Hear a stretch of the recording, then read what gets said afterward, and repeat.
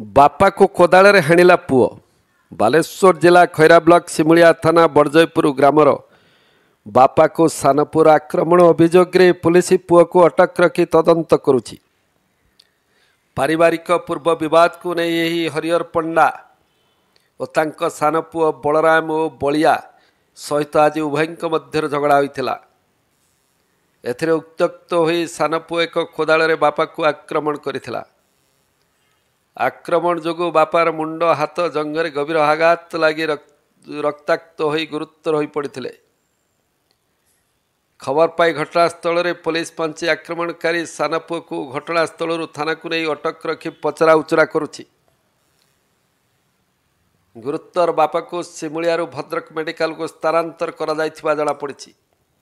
ସେହିପରି ଗର୍ସଙ୍ଗ ଗ୍ରାମରେ ସମ୍ପତ୍ତିକୁ ନେଇ ସାନ ପୁଅର ବାପାକୁ ହତ୍ୟାକାଣ୍ଡ ଘଟଣା ମନରୁ ନ ଲିଭୁଣୁ ପୁଣି ସାନ ପୁଅର ବାପାକୁ ଆକ୍ରମଣ ଘଟଣା ସମ୍ପୃକ୍ତ ଅଞ୍ଚଳରେ ଆଲୋଡ଼ନ ସୃଷ୍ଟି କରିଛି।